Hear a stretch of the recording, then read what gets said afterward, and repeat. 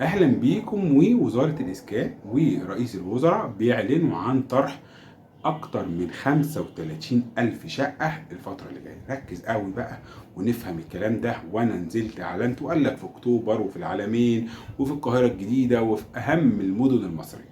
خليني أفهمك إيه هو الإعلان ده، وخليني أقول لك إيه هي كل تفاصيل الشقق دي، وبالراحة كده وافهم معايا وركز معايا عشان تعرف إمتى تهتم بالحاجات دي وإمتى ما تهتمش بالحاجات دي. خليك عارف كده ان الدولة بتبني انواع كتير جدا من الشقق الفترة اللي فاتت دي، منها الاجتماعي الرخيص ومنها المتوسط ومنها الغالي جدا ومنها الفاخر جدا. بتبني بمشروعات كتير جدا، وفي حاجات حتى بتبنيها لسه ما تمش الاعلان عن بيعها اصلا. فالدولة جمعت كل الشقق اللي عندها، ده غير الاجتماعي. ليه؟ لان الاجتماعي يعني هي بتبني في ال 14، وطبعا موضوع فرق الاسعار ده تعب المقاولين، ففي مقاولين بطلت وقفت شغل، فهم دلوقتي بيتكلموا معاهم عشان يرجعوا يكملوا. قصه كده ومشكله خاصه بالاسكان الاجتماعي محدودي الدخل. ودول يعني ايه، ان شاء الله الدوله كده كده ملتزمه انها تسلمهم هذه الفتره، وان شاء الله في خلال من هنا لغايه نهايه السنه يكون سلمت نسبه 60 70% من الاعلان الرابع عشر، ده اللي هو ميعاد تسليمه اليومين دول.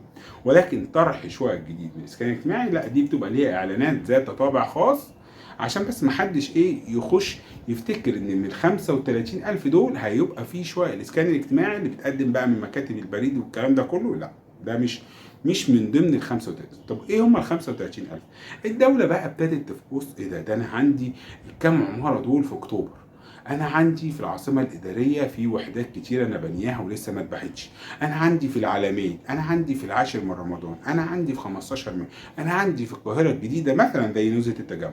جمعت كل الوحدات دي لقيت تقريبا كده عندها 35,000 وحده. الوحدات دي هتتراوح مع جميع الفئات.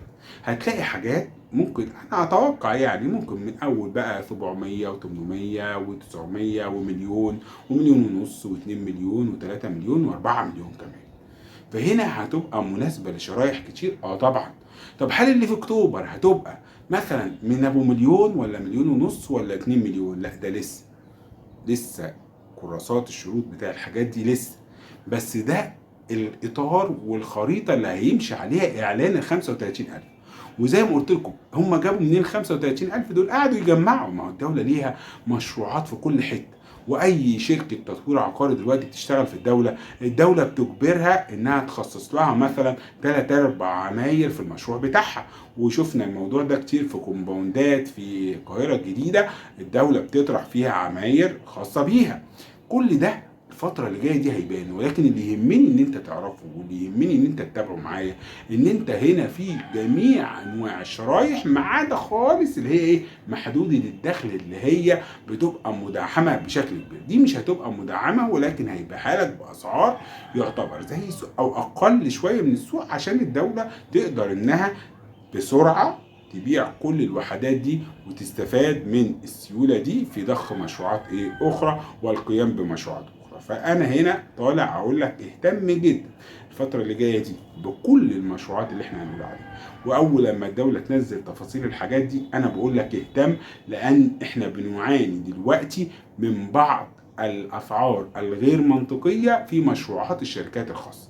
فالموضوع مهم ان انت تتابع كل مشروعات الدوله، لان حتى مشروعات الدوله ساعات بتغلي الاسعار على الشركات الخاصه، بس في حاجات بتنزل باسعار معقوله. فاحنا نركز على اللي احنا محتاجينه ونسيب اللي احنا مش محتاجينه.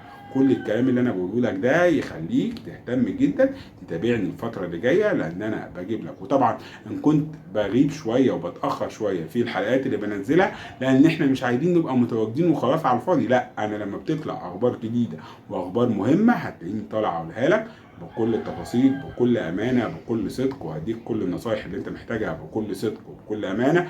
مش محتاجين من اي حد اي مصلحه ولا اي حاجه. يا رب دايما نشوفكم بكل خير، وان شاء الله الفتره اللي جايه دي يكون في اخبار ايجابيه على شقق محدود الدخل وعلى الشقق التانيه اللي هتطرحها الدوله. نشوفكم على خير. شكرا لكم والى اللقاء كل متابعينا الكرام.